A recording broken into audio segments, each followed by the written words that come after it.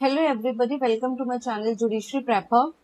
हम कर रहे हैं एक बहुत ही इंपॉर्टेंट एग्जाम की तैयारी, दैट इज जेडीए जेलो। और जितने भी स्टूडेंट आरजीएस की तैयारी कर रहे हैं, क्योंकि रजिस्ट्रेशन एक्ट 1908 उसमें भी आने वाला है। तो बेसिकली रजिस्ट्रेशन एक्ट 1908 जिस भी एग्जाम में पूछा जा रहा है उसके लिए ये बहुत ही ज्यादा इंपॉर्टेंट वीडियो है, क्योंकि मेरे पढ़ाने का पैटर्न थोड़ा डिफरेंट है। मैं इंग्लिश और हिंदी दोनों ही मीडियम के जो स्टूडेंट है उनको साथ में लेकर चलती हूँ और बहुत ही सिंप्लीफाइड तरीके से मैं एक्ट को पढ़ाती हूँ। इससे पहले हमने सेक्शन 22 तक कवर कर लिया था, आज हम सेक्शन 23 से कवर करने वाले हैं। और जितने भी स्टूडेंट्स अच्छे कमेंट किए हैं, बेसिकली सेक्शन 17 जो आप लोगों को बहुत डिफिकल्ट सेक्शन लगता है उसको हमने बहुत सिंप्लीफाइड तरीके से पढ़ा। I got your comments and I am very happy that you people are acknowledge the efforts. तो अच्छा लगता है। ठीक है, अब सेक्शन 23 हम स्टार्ट करते हैं। देखिए, अब जो हमारा मेन एस्पेक्ट था थोड़ा सा टेक्निकल वाला, वो हम ऑलरेडी कवर कर चुके हैं। ये थोड़ा इजी है तो इसको इतना ज्यादा हमें मतलब टाइम लगाने की जरूरत नहीं है। एक सिंपल रीडिंग करेंगे, उसको समझेंगे और अपना ये जो सेक्शन है कवर करेंगे। देखिए, जो सेक्शन 23 है वो बेसिकली बात करता है कि टाइम क्या होना चाहिए डॉक्यूमेंट को प्रेजेंट करने का। जब आप रजिस्ट्रेशन कराने जाएंगे डॉक्यूमेंट की, तो किस टाइम पर आप उस डॉक्यूमेंट को प्रेजेंट करेंगे। कि रजिस्ट्रेशन एक्ट है, बेसिकली हम बात कर रहे हैं कि हम डॉक्यूमेंट को रजिस्टर कराना चाहते हैं। तो अभी हमने पढ़ा कि जब आप डॉक्यूमेंट को रजिस्टर कराना चाहते हो तो सबसे पहले हमें ये देखना है कि किन डॉक्यूमेंट्स को रजिस्टर कराना इम्पोर्टेंट है, मैंडेटरी है सेक्शन 17 में। फिर सेक्शन 18 में देखा कौन से ऑप्शनल है, कि आप चाहो तो करवा सकते हो और नहीं चाहो तो नहीं भी कराएंगे तो भी कोई बात नहीं। फिर हमने देखा कैसे कि जो डॉक्यूमेंट आप जो करवा रजिस्ट्रेशन कराने जा रहे हैं उसमें आप कैसे लैंग्वेज यूज करेंगे। ठीक है, फिर हमने देखा कुछ करेक्शन वगैरह तो उसको अटेस्ट करना जरूरी है। ये नहीं कि आपने कोई सेल डीड बनाई उस पर से कुछ कट लगा दिया और वही डॉक्यूमेंट लेके पहुंच गए कि इसको भाई आप रजिस्टर कर दीजिए। रजिस्टर ऐसा नहीं होगा। गलती अगर कर रहे हो तो वहां पे दोनों पार्टी जाके अटेस्ट करेगी कि हाँ, क्योंकि ओवर राइटिंग अगर हो रही है, जैसे 5 लाख के 10 लाख, 5 लाख को काट के 10 लाख कर दिए, तो रजिस्ट्रार रजिस्टर नहीं करेगा, पहले बोलेगा कि आप ये अटेस्ट करो तब मैं रजिस्टर करूंगा। फिर जिस प्रॉपर्टी को लेकर आप रजिस्टर करा रहे हो, ठीक है, उसका डिस्क्रिप्शन दो कि कहाँ मतलब प्रॉपर्टी, इस तरीके से आप आइडेंटिटी उसको जो है डिस्क्राइब करो कि वो प्रॉपर्ली आइडेंटिफाई हो सके। फिर जो भी गवर्नमेंट के मैप होते हैं उन सबको आपको उस डॉक्यूमेंट के साथ लगाना है जब रजिस्ट्रेशन कराने जा रहे हैं। अब हम पढ़ रहे हैं कि आप जब रजिस्ट्रेशन कराने जा रहे हैं डॉक्यूमेंट का, तो उसको प्रेजेंट करने का टाइम क्या है। देखिए, तो क्या कहा गया, टाइम फॉर प्रेजेंटिंग डॉक्यूमेंट्स। ठीक है, no documents other than a will को छोड़कर कोई भी डॉक्यूमेंट क्या shall be accepted for registration unless presented within 4 month from the date of execution. जिस दिन आपने वो डॉक्यूमेंट को एग्जीक्यूट किया है, ठीक है, जैसे कि एग्जीक्यूशन का मतलब जैसे कि जिस दिन भी आपने सेल डीड बनाई है, ठीक है, सेल डीड को एग्जीक्यूट किया तो बायर परचेजर दोनों ने साइन कर दिया, ठीक है, उस सेल डीड पर। अब जिस दिन से वो एग्जीक्यूट हुआ है ना आपका डॉक्यूमेंट, वो सेल डीड, उस दिन से 4 महीने के अंदर अंदर आपको रजिस्ट्रेशन करा लेना है डॉक्यूमेंट। लेकिन यहाँ क्या बात की है, विल को छोड़कर। विल के लिए 4 महीने का टाइम नहीं है। बाकी जितने भी सारे डॉक्यूमेंट्स हैं उनका रजिस्ट्रेशन नहीं होगा अगर आपने 4 महीने, किस डेट से, from the date of execution. MCQ यहां से बनेगा कि किस डेट से 4 महीने के अंदर अंदर आपको अपना डॉक्यूमेंट प्रेजेंट करना है रजिस्ट्रेशन कराने के लिए। ठीक है, document must be presented within 4 month from execution. दस्तावेज को निष्पादन की तारीख से 4 महीने के भीतर प्रस्तुत करना जरूरी है। अब देखिए, इन केस अगर एमसीक्यू बनता भी है आरजेएस में, जेडीए जेएलओ में, ठीक है, अगर आप कोई और एग्जाम की तैयारी कर रहे हैं उसमें, तो ज्यादा ज्यादा क्या क्वेश्चन बन सकता है कि कितने महीने का टाइम दिया गया रजिस्ट्रेशन का, 4 महीने। और थोड़ा डिफिकल्ट बना देंगे तो ये पूछ लेंगे कि 4 महीने किस दिन से, तो डेट ऑफ एग्जीक्यूशन से। थोड़ा सा और डिफिकल्ट बनाना हो तो ये पूछ लेंगे कि जो बिल होता है उसको कितने दिन में उस कितने दिन में रजिस्टर कराना है, तो टाइम पीरियड लिख देंगे 4 मंथ। और आप सबको लगेगा हाँ हाँ 4 महीने पड़ा था। फिर आपको ये भी तो मैंने बताया था ना कि बिल पर अप्लाई नहीं होता ये प्रिंसिपल, ये जो रूल है 4 महीने का बिल पर अप्लाई नहीं होता। तो ये 3 ही एमसीक्यूज बनेंगे, ठीक है, यहाँ से मैंने वो आपको बता दिए। तो देखिए, पहला MCQ, time limit for registration under section 23 is, कितना है, धारा धारा 23 में समय सीमा कितनी है? 4 मंथ, ठीक है, 4 माह, 4 मंथ। और जो सेक्शन 23 है वो किस पर अप्लाई होता है? ऑल डॉक्यूमेंट्स एक्सेप्ट विल्स, वसीयत को छोड़कर सभी दस्तावेजों पर, ठीक है। अब सेक्शन 23 ए बात करता है री रजिस्ट्रेशन की। एक बार ऑलरेडी रजिस्ट्रेशन हो गया है लेकिन दोबारा री रजिस्ट्रेशन होना है, तो वो कौन सी सिचुएशन है जब आपको डॉक्यूमेंट को री रजिस्ट्रेशन कराना जरूरी है? देखिए, if document registered by unauthorised person, it can be re registered within 4 month of knowledge. यदि गलत व्यक्ति द्वारा पंजीकरण हुआ है, ठीक है, जो रजिस्टर करवाया है ना डॉक्यूमेंट, वो अनऑथराइज पर्सन ने करवा लिया, उसको राइट ही नहीं था डॉक्यूमेंट रजिस्टर कराने का, तो फिर जिस दिन से, जैसे कि मैंने कोई सेल डीड बनाई थी, ठीक है, और सेल डीड बनाई थी तो मुझे उसको रजिस्टर करवाना था, लेकिन मैंने उसको रजिस्टर करवाया भी नहीं, कोई और पर्सन जाकर रजिस्टर करवा लिया, उसने उस पर्सन ने रजिस्टर करवा ली वो डीड। अब जब मुझे पता लगा कि ये ऑलरेडी रजिस्टर्ड है, तो जिस दिन मेरे को नॉलेज में आया ना कि उस पर्सन के पास राइट नहीं था रजिस्टर करवाने का, वो अनऑथराइज था, तो जिस दिन से मेरे को नॉलेज में आया उस दिन से 4 महीने के अंदर अंदर फिर क्या है, री रजिस्टर करवा लेना है। If document registered by unauthorised person, it can be registered within 4 month of knowledge. यदि गलत व्यक्ति द्वारा पंजीकरण हुआ है तो उसकी जानकारी मिलने के 4 महीने में पुनः पंजीकरण हो सकता है, याद रखना, ठीक है। तो री रजिस्ट्रेशन जो है कब अलाउड है, पुनः पंजीकरण जो कब होता है, when registration is invalid and discovered, ठीक है, जब पंजीकरण अवैध पाए जाने पर। फिर है मल्टीपल एग्जीक्यूशन।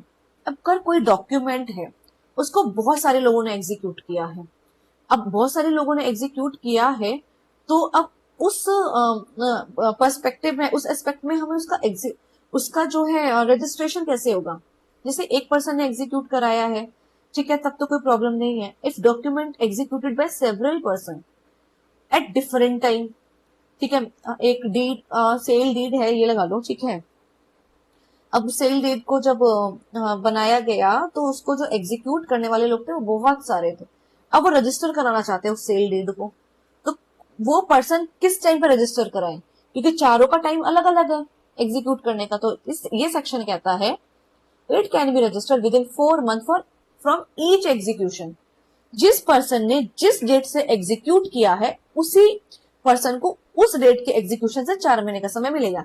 अगर मैंने फरवरी में करा है तो फरवरी के बाद के 4 महीने काउंट होंगे, अगर किसी ने जनवरी में किया है किसी पर्सन ने, तो उसके जनवरी से 4 महीने काउंट होंगे। हर किसी को डिफरेंट डिफरेंट जो है टाइम पे मिला है, तो वहीं से एग्जीक्यूशन स्टार्ट, वहीं से उसका रजिस्ट्रेशन का टाइम पीरियड स्टार्ट होगा। यदि अलग अलग समय पर दस्तावेज निष्पादित हो तो प्रत्येक निष्पादन से 4 महीने की सीमा होगी। अभी इसको याद रखना है, ठीक है। तो टाइम कब से काउंट किया जाएगा? फ्रॉम ईच एग्जीक्यूशन, ठीक है, हर निष्पादन से। अब देखिए, ऐसा भी तो हो सकता है कि जो डॉक्यूमेंट प्रेजेंट करने का टाइम 4 महीने था, आप 5वें महीने में लेके जा रहे हैं, डिले कर रहे हैं प्रेजेंटेशन में, उस सिनेरियो में फिर क्या होगा? तो देखिए, डिले अगर हो रहा है ड्यू टू अर्जेंट नेसेसिटी और unavoidable accident, it can be accepted with fine up to 10 times of registration fee, ठीक है। आपातकालीन स्थिति में या दुर्घटना में देरी होने पर जुर्माना लेकर पंजीकरण स्वीकार किया जा सकता है, लेकिन आपको रजिस्ट्रेशन का जो है, जब आपके पास फाइन, आपके ऊपर फाइन लगाया जाएगा, तो कितना फाइन लगाया जा सकता है? जो रजिस्ट्रेशन फी थी उसका 10 गुना तक का। जैसे कि मुझे अपना सेल अगर रजिस्टर कराना है और एग्जाम्पल उसका जो रजिस्ट्रेशन फी है 1,000 रुपए है, ठीक है, और मैं 5th मंथ में जा रही हूँ और मैं बता रही हूँ कि एक्चुअली ये प्रॉब्लम हो गई, तो उनको लगा कि हाँ ये सफिशिएंट कॉज है और ये एक अनअवॉइडेबल एक्सीडेंट है, ये अर्जेंट नेसेसिटी है, तो वो मेरा रजिस्ट्रेशन को मना नहीं करेंगे, अलाउ तो कर देंगे, लेकिन मुझे फाइन लगाएंगे। लेकिन कितना फाइन लगा सकते हैं? मेरे रजिस्ट्रेशन फी का अप टू 10 टाइम, तो ज्यादा से ज्यादा 10,000 रुपए तक का फाइन लगा सकते हैं, ठीक है। तो मैक्सिमम फाइन कितना होता है अंडर सेक्शन 25? धारा 25 में अधिकतम जुर्माना कितना है? 10 टाइम्स, 10 गुना, ठीक है। फिर हमारा section 26, documents executed outside India. अभी तक हम पढ़ रहे थे सारे जो है डॉक्यूमेंट इंडिया में एग्जीक्यूट हो रहे थे। अब सेक्शन 26 ये कह रहा है अगर डॉक्यूमेंट तो एग्जीक्यूट हो रहा है इंडिया से बाहर, रजिस्ट्रेशन कराने आप कहाँ आ रहे हैं? इंडिया के अंदर आ रहे हैं, उस सिचुएशन में कितना टाइम रहेगा? तो देखिए, ये सेक्शन कहता है डॉक्यूमेंट जो आप एग्जीक्यूट कर रहे हैं ना आउटसाइड इंडिया, वो भी आप रजिस्टर करवाएंगे 4 महीने के अंदर अंदर, जिस दिन आप इंडिया में आ जाते हैं, ठीक है, आफ्टर अराइवल इन इंडिया। तो भारत के बाहर बने दस्तावेज भारत आने के 4 महीने में पंजीकृत हो सकते हैं। जिस दिन आपका अराइवल हो गया ना इंडिया में, उस दिन के फिर आपको उस दिन से लेकर आपको 4 महीने के अंदर अंदर क्या कराना होगा, आपको अपना डॉक्यूमेंट जो है रजिस्टर कराना होगा। तो टाइम कब से स्टार्ट होगा उस डॉक्यूमेंट का जो आउटसाइड इंडिया एग्जीक्यूट हुए हैं, अराइवल इन इंडिया, भारत आने पर। अब है सेक्शन 27 बिल, क्योंकि अभी तक हमने पढ़ा था कि जितने भी डॉक्यूमेंट्स आपको 4 महीने के अंदर अंदर एग्जीक्यूशन जिस दिन हुआ है उससे 4 महीने के अंदर अंदर रजिस्टर करा लेना है। अब ये सेक्शन कह रहा है कि हम बिल को कब रजिस्टर कराएं। तो देखिए, बिल कैन बी प्रेजेंटेड और deposit at any time, there is no time limit for bill to be registered, ठीक है। तो जो वसीयत है उसको आप कभी भी प्रस्तुत की जा सकती है और उसकी कोई समय सीमा नहीं है। विल के लिए कोई टाइम पीरियड नहीं है रजिस्टर कराने का, ठीक है। तो टाइम लिमिट क्या है विल की, नो लिमिट, ठीक है। तो ये बेसिकली हमने क्या पढ़ा अभी तक, हमने पढ़ा कि टाइम लिमिट पढ़ी रजिस्ट्रेशन कराने की, कि डॉक्यूमेंट को जब आप रजिस्टर करा रहे हैं तो टाइम लिमिट क्या है, तो जो नॉर्मल डॉक्यूमेंट है उसकी 4 महीने है, और जो आउटसाइड इंडिया है तो जिस दिन अराइवल हो रहा है तब से 4 महीने है, और विल है उस पर ये कॉन्सेप्ट अप्लाई नहीं होता, ठीक है।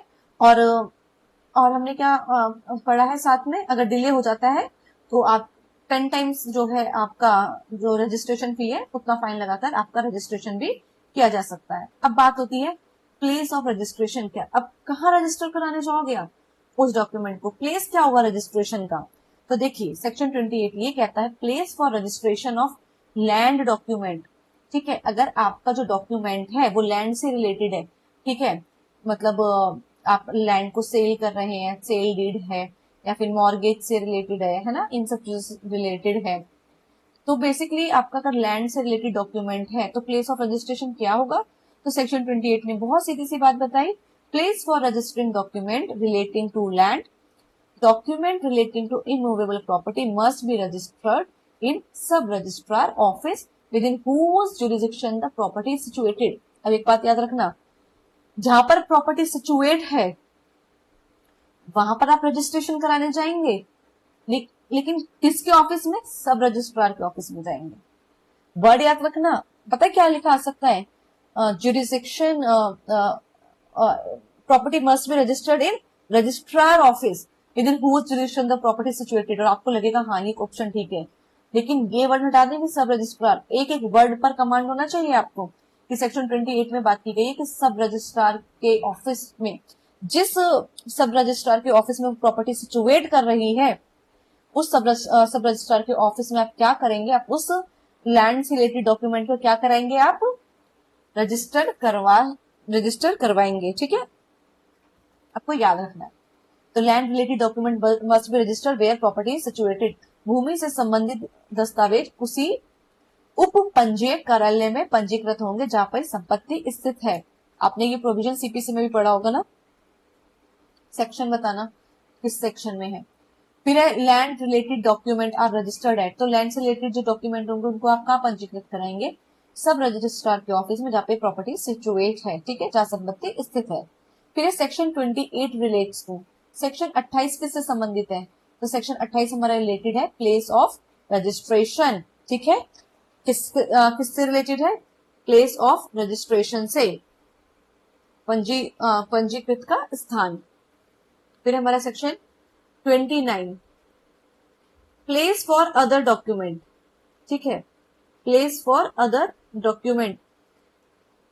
तो अगर कोई और डॉक्यूमेंट है, क्योंकि अभी हमने लैंड डॉक्यूमेंट पढ़ा, लैंड से रिलेटेड डॉक्यूमेंट, लेकिन अगर किसी और चीज से रिलेटेड डॉक्यूमेंट है उस केस में क्या होगा, document not covered in section 28 may be registered where executed और वेयर पार्टी चूज।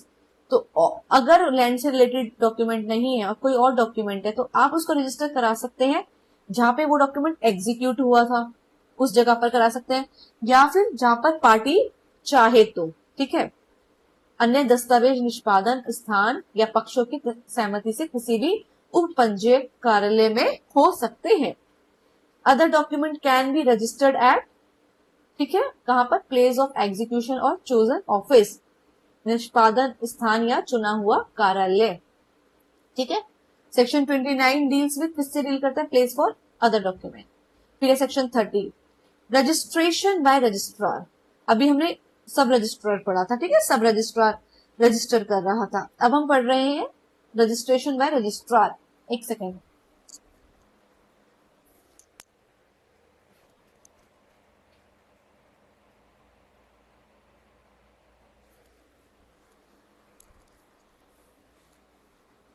ठीक है।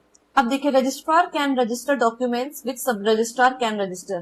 तो सब जो रजिस्ट्रार है वो डॉक्यूमेंट्स रजिस्टर कर सकता है जो कि सब रजिस्ट्रार डॉक्यूमेंट्स रजिस्टर कर रहा है, वो रजिस्ट्रार भी कर सकता है। तो registrar has higher power to register documents. Registrar को उपपंजीयक से अधिक अधिकार प्राप्त होते हैं। तो रजिस्ट्रार कैन क्या रजिस्टर कर सकता है? रजिस्ट्रार डॉक्यूमेंट्स रजिस्ट्रेबल बाय सब रजिस्ट्रार। उपपंजीयक वाले दस्तावेजों को रजिस्ट्रार भी क्या कर सकता है? रजिस्टर कर सकता है। फिर section 30 gives power to. Section 30 में किसको पावर दी गई है? रजिस्ट्रार को। अब देखिए सेक्शन 31 बोल रहा है रजिस्ट्रेशन एट प्राइवेट रेजिडेंस, क्योंकि सेक्शन 29 में हमने क्या पढ़ा? सेक्शन 29 में हमने पढ़ा कि जहां पर लैंड सिचुएट कर रही है, आप अगर लैंड से रिलेटेड डॉक्यूमेंट है तो जहां लैंड सिचुएट कर रही है उसी सब रजिस्ट्रार के ऑफिस में जाके आपको रजिस्ट्रार जो है रजिस्ट्रेशन कराना पड़ेगा। सेक्शन 30 में हमने पढ़ा कि रजिस्ट्रार भी रजिस्ट्रेशन कर सकता है। सेक्शन 31 ने बोला कि हम खुद जाएंगे आपके रेजिडेंस पर रजिस्ट्रेशन कराने। और सिचुएशन कौन सी है? तो सेक्शन 31 कहता है रजिस्ट्रेशन और acceptance at private residence. In special cases, officer may go to residence for registration or deposit of will. Special cases में रजिस्ट्रेशन कहाँ हो सकता है? घर पर भी हो सकता है। विशेष परिस्थितियों में घर पर भी पंजीकरण हो सकता है, ठीक है। तो होम रजिस्ट्रेशन अलाउड है? बिल्कुल अलाउड है। कब? जब स्पेशल कॉज या स्पेशल रीजन हो। सेक्शन 31 किससे रिलेटेड है? तो सेक्शन 31 रिलेटेड है बेसिकली एक स्थानीय सुविधा दी गई है, ठीक है, प्लेस फ्लेक्सिबिलिटी, ठीक है। फिर हमारा है पार्ट 4 जो कि बात करता है प्रेजेंटिंग डॉक्यूमेंट्स फॉर रजिस्ट्रेशन। तो देखिए अब सेक्शन 32 कहता है present person to present document. अब कौन पर्सन है? वो कौन से पर्सन होंगे जो इस डॉक्यूमेंट को प्रेजेंट करेंगे रजिस्ट्रार और सब रजिस्ट्रार के सामने रजिस्ट्रेशन कराने के लिए? क्या कोई भी चला जाएगा? नहीं। सेक्शन 32 कहता है every document shall be presented at the registration office by. अब देखो ये याद रखना, प्रत्येक रजिस्ट्री योग्य दस्तावेज निम्न व्यक्तियों द्वारा प्रस्तुत किया जाएगा, एग्जीक्यूटेंट और क्लेमेंट, ठीक है। जो पर्सन जिसने एग्जीक्यूट किया है डॉक्यूमेंट वो, या फिर जो उस डॉक्यूमेंट के थ्रू क्लेम कर रहा है वो। जैसे कि सेल डीड है तो सेल डीड में जैसे सेलर है उसने डॉक्यूमेंट को बनाया है तो वो एग्जीक्यूटेंट हो गया, ठीक है। और बायर यहाँ पर क्लेम कर रहा है, ठीक है, बायर कह रहा है हाँ ये लैंड मेरी है, तो यहाँ पर क्लेमेंट। तो एग्जीक्यूटेंट या क्लेमेंट दोनों में से कोई भी क्या कर सकता है? दस्तावेज बनाने वाला व्यक्ति या जिसके पक्ष में अधिकार है वो डॉक्यूमेंट को प्रेजेंट कर सकता है रजिस्टर कराने के लिए। डी क्या कहता है? रिप्रेजेंटेटिव और असाइनी। तो एग्जीक्यूटेंट है, क्लेमेंट है, इसका रिप्रेजेंटेटिव या इसका असाइनी जो है ये भी, इनके पास भी राइट है कि वो भी रजिस्ट्रेशन क्या कर सकते हैं? प्रेजेंट कर सकते हैं रजिस्ट्रार सब रजिस्ट्रार के सामने डॉक्यूमेंट को रजिस्टर कराने के लिए। फिर है एजेंट। अगर एग्जीक्यूटेंट है, क्लेमेंट है, इनके जो एजेंट है लेकिन उनके पास पावर ऑफ अटॉर्नी होनी चाहिए, ठीक है। तो पावर ऑफ अटॉर्नी होल्डर जो है इनके एजेंट है जिनको ड्यूली ऑथराइज किया गया है एजेंट बाय वैलिड पीओए के थ्रू, है ना, पावर ऑफ अटॉर्नी के थ्रू, तो वो भी प्रेजेंट कर सकते हैं डॉक्यूमेंट को रजिस्टर कराने के लिए, ठीक है। तो ये लेकिन कुछ एक्सेप्शन दी गई है। सेक्शन 31, सेक्शन 88 और सेक्शन 89 के केसेस को क्या किया है? एक्सक्लूड किया गया है। अब सेक्शन 31 का क्या केस था? सेक्शन 31 क्या बात कर रहा था? Registration at private residence. अब रजिस्ट्रेशन आप प्राइवेट रेजिडेंस पे करने खुद ही जा रहे हो, ठीक है, तो उस केस में फिर आप ये नहीं देखेंगे कौन पर्सन रजिस्ट्रेशन कराने आ सकता है, क्योंकि हम तो खुद ही जा रहे हैं रजिस्ट्रेशन कराने उसके घर पर। तो ये हो गया सेक्शन 33। फिर हमारा सेक्शन 88, ठीक है, 88 के केस और 89 को भी एक्सक्लूड किया गया है। तो चलिए सेक्शन 88 और 89 को भी देखते हैं कि वो किस बारे में बात कर रहा है, ठीक है। तो हमारा section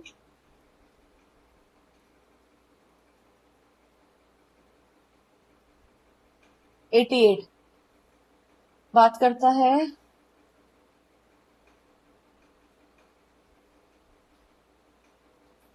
registration by government officer.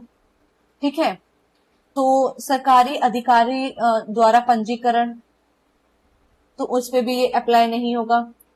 और सेक्शन 89, ठीक है, कि कौन पर्सन प्रेजेंट कर रहा है उस वो इस केस में अप्लाई नहीं होगा जब copies of orders and certificates to be sent and filed, जैसे कि कुछ अथॉरिटीज है, जैसे कोर्ट है, ठीक है, ऑफिसर्स है, तो they are granting loans must send certain authorities like courts and officer granting loan must send copies of orders or certificates to registering officer। अब देखिए, जैसे कि कोर्ट ने कोई ऑर्डर पास किया, ठीक है, या कोई सर्टिफिकेट कोर्ट ने जो है क्या किया है, उसकी कॉपी है। अब यहाँ पर कोर्ट ने क्या किया है कि उस कॉपी को ऑर्डर की कॉपी को डायरेक्ट रजिस्टरिंग जो है ऑफिसर उसके पास भेज दिया, रजिस्ट्रार के पास भेज दिया किसी ऑफिसर के थ्रू। तो अब यहाँ पर रजिस्ट्रार ये नहीं कहेगा कि आप क्लेमेंट हैं या फिर आप एग्जीक्यूटेंट हैं या आप उसके असाइनी।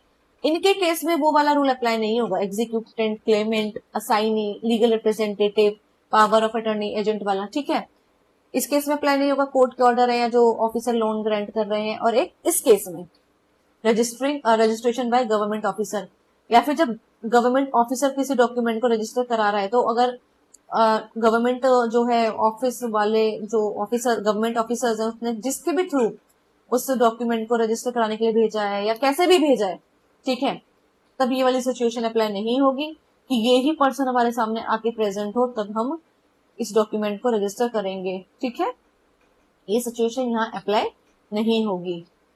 Back to section 33। ठीक है, तो हमारा बेसिकली सेक्शन ये 32 हमने पढ़ लिया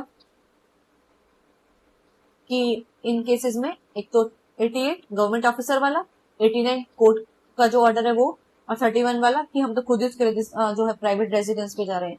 इस केसेस में जो ये प्रिंसिपल अप्लाई नहीं होगा कि कौन पर्सन प्रेजेंट कर सकता है डॉक्यूमेंट। ठीक है, कोई वो सरकारी आदमी है उनसे आप क्या कहेंगे। Who can present document for registration under section 32। Section 32 के तहत कौन जो है डॉक्यूमेंट को प्रेजेंट करता है रजिस्टर कराने के लिए, तो एग्जीक्यूटेंट और एजेंट बी। ठीक है, एग्जीक्यूटेंट फिर बताया है, एग्जीक्यूटेंट रिप्रेजेंटेटिव, ठीक है, और ऑथराइज एजेंट कैन प्रेजेंट। दस्तावेज प्रस्तुत करने का अधिकार निष्पादक या एजेंट को भी है। सेक्शन 32 कहाँ अप्लाई नहीं होता है, तो सेक्शन 32 नहीं अप्लाई होता है 31 के केस में। 31, 88 और 89 के मामले में सेक्शन 32 लागू नहीं होता है। फिर section 32A, photograph and finger prints compulsory. अब देखिए, फोटो और अंगुली के निशान अनिवार्य हैं। एवरी पर्सन प्रेजेंटिंग डॉक्यूमेंट, अब जो भी पर्सन, क्योंकि ये ना बाद में ऐड हुआ है सेक्शन 32A, तो बाद में ये फिर जो है इंपॉर्टेंट कर दिया गया। एवरी पर्सन, जो भी पर्सन ये जो है डॉक्यूमेंट को प्रेजेंट कर रहा है, मस्ट एफिक्स फोटोग्राफ, अपनी फोटो एफिक्स करेगा डॉक्यूमेंट के साथ साथ, फिंगरप्रिंट्स देगा। और अगर प्रॉपर्टी को ट्रांसफर कर रहे हैं तो बायर और सेलर दोनों के फोटोग्राफ होने चाहिए और बायर और सेलर दोनों के फिंगरप्रिंट्स होने चाहिए। ठीक है, संपत्ति हस्तांतरण में दोनों पक्षों के फोटो और फिंगरप्रिंट अनिवार्य है। तो सेक्शन 32 किससे रिलेटेड है, फोटोग्राफ और फिंगरप्रिंट से। और इन प्रॉपर्टी, अगर प्रॉपर्टी ट्रांसफर कर रहे हो तो किसके फिंगरप्रिंट रिक्वायर्ड है, दोनों ही पक्षों के, सेलर और बायर दोनों के। ठीक है, खरीदार और विक्रेता दोनों के फिंगरप्रिंट आवश्यक है। फिर है section 33, power of attorney recognized. ठीक है, जो हमारी पावर ऑफ अटर्नी है, मान्य पावर ऑफ अटर्नी। ठीक है, तो अब देखिए, अगर एग्जीक्यूट किया गया है इन इंडिया में, ठीक है, एक्ट इन फोर्स एरिया, तो अगर आपका जो डॉक्यूमेंट है उसको इंडिया में ही एग्जीक्यूट किया गया है तो must be executed before and authenticated by registrar और सब रजिस्ट्रार। तो भारत में रजिस्ट्रार और सब रजिस्ट्रार के सामने POA ये वाला जो है मान्य होगा। अगर आपने एग्जीक्यूट किया है इंडिया में लेकिन एक्ट जो है उस एरिया में इन्फोर्स नहीं होता है तो must be executed before magistrate. फिर मजिस्ट्रेट के सामने बना पीओए मान्य है। ठीक है, तो इसका मतलब फिर पावर ऑफ अटर्नी वो मान्य होगा जो मजिस्ट्रेट के सामने बना है। इस केस में तो रजिस्टर अगर इन इंडिया में ही है और वो एक्ट भी फोर्स में है, तब तो रजिस्ट्रार और सब रजिस्ट्रार के सामने जो पावर ऑफ अटर्नी बन रहा है उसको भी हम क्या करेंगे, मान्य है। लेकिन अगर बाहर की बात है, उस केस में मजिस्ट्रेट के सामने वो पावर ऑफ अटर्नी जो है मान्य होगा। और अगर एग्जीक्यूट किया गया, आपने आउटसाइड इंडिया ही एग्जीक्यूट हुआ है डॉक्यूमेंट, उस केस में नोटरी पब्लिक, ठीक है, और कोर्ट और जज और मजिस्ट्रेट और इंडियन काउंसिल और वाइस काउंसिल, ठीक है, अगर विदेश में बना है तो पीएओ जो है काउंसिल या नोटरी द्वारा सत्यापित होना चाहिए। ठीक है, फिर उनके सामने एग्जीक्यूट कराना जरूरी होगा यहाँ पर इन सबके सामने। अगर आपने डॉक्यूमेंट को एग्जीक्यूट कराया है बाहर, ठीक है, तो फिर यहाँ पर भी उनके सामने एग्जीक्यूट कराना जरूरी है यहाँ पर। ठीक है, और यहाँ पर मजिस्ट्रेट के must be executed before magistrate, must be executed और before and authenticated by registrar sub registrar. Exempt person कौन है कि अगर इस केस में एग्जेम्पशन दी गई है कि जिनकी पर्सनल अपीयरेंस रिक्वायर्ड नहीं है, एक तो फिजिकली अनेबल पर्सन है वो, ठीक है, या फिर कैदी है, ठीक है, जेल में है, या फिर जो लीगली एग्जाम्प्ट पर्सन होते हैं वो, तो कुछ व्यक्तियों को व्यक्तिगत उपस्थित होने की भी जरूरत नहीं है। तो सेक्शन 33 किससे डील कर रहा है, पावर ऑफ अटर्नी से। ठीक है, और जो पावर ऑफ अटर्नी अगर एग्जीक्यूट हुआ है आउटसाइड इंडिया तो it must be executed by notary और इंडियन काउंसिल। विदेश में कोई पीओए नोटरी या काउंसिल द्वारा सत्यापित होगा। Who can authenticate POA in India where act is in force, कौन ऑथेंटिकेट कर सकता है उस पावर ऑफ अटर्नी को। ठीक है, जो power of attorney in India है, ठीक है, और एक्ट भी इन फोर्स है, तो रजिस्ट्रार सब रजिस्ट्रार भी। Which person are exempt from appearing personally, कौन से पर्सन जो है एग्जाम्प्ट होते हैं कि उन्हें पर्सनली अपीयर होने की जरूरत नहीं है, तो जो जेल के इनमेट्स होते हैं, जेल में बंद व्यक्तियों को छूट है। Registrar can verify POA by, कैसे वेरीफाई करेगा रजिस्ट्रार पीओए को, बाय हाउस विजिट करके, ठीक है, या फिर जेल की विजिट करके रजिस्ट्रार घर या जेल जाकर सत्यापन कर सकता है।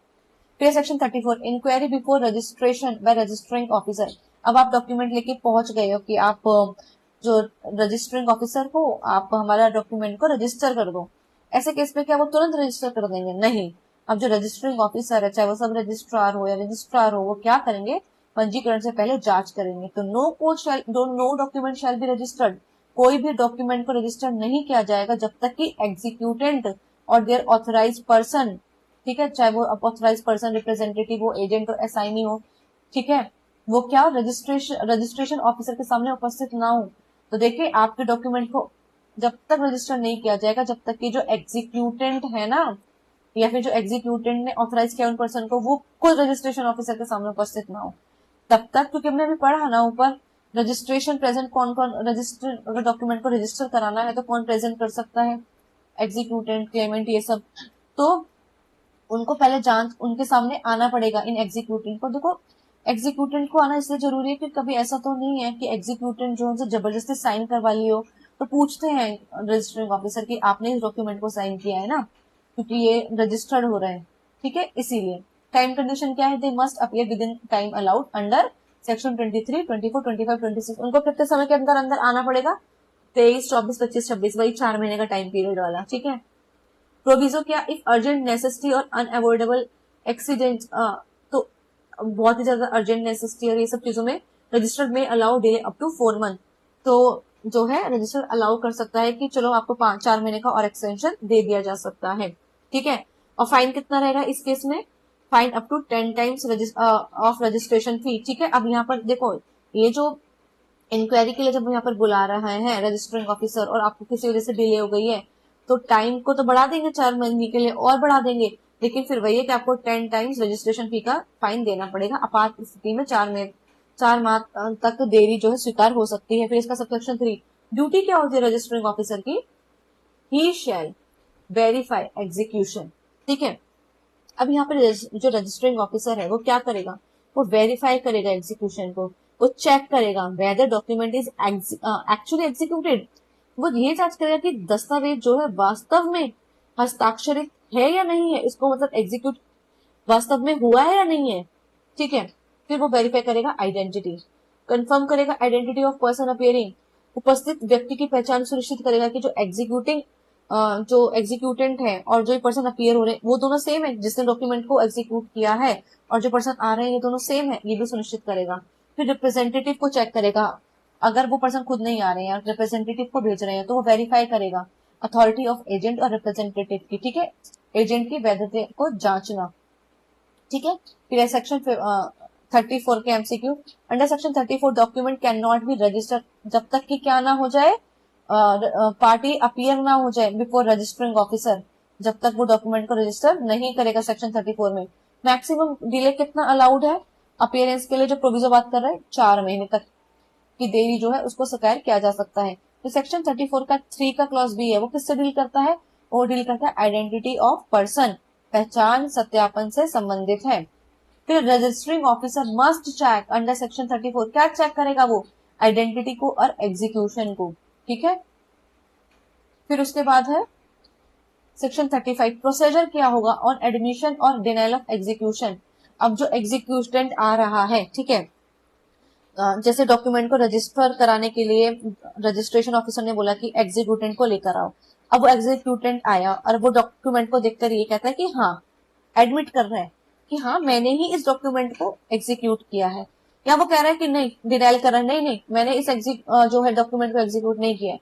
अब प्रोसीजर क्या होगा, अब रजिस्टरिंग ऑफिसर क्या करेगा, देखिए, निष्पादन स्वीकार या फिर अस्वीकार की प्रक्रिया में क्या होगा, रजिस्ट्रेशन अलाउड कर देगा। जब एग्जीक्यूशन वो एडमिट करा कि हाँ मैंने इस डॉक्यूमेंट को एग्जीक्यूट किया, तो रजिस्टरिंग ऑफिसर क्या करेगा, कहेगा ठीक है मैं रजिस्ट्रेशन कर देता हूँ, डॉक्यूमेंट विल भी रजिस्टर्ड हो जाएगा। इफ एग्जीक्यूट जो है एडमिट कर रहा है एग्जीक्यूशन को, या ऑथराइज जो एजेंट है वो एडमिट कर रहा है, लीगल रिप्रेजेंटेटिव है उस डिसीज्ड का वो एडमिट कर रहा है, ठीक है। तो यदि निष्पादन स्वीकार हो जाता है तो दस्तावेज क्या होगा, रजिस्टर्ड होगा।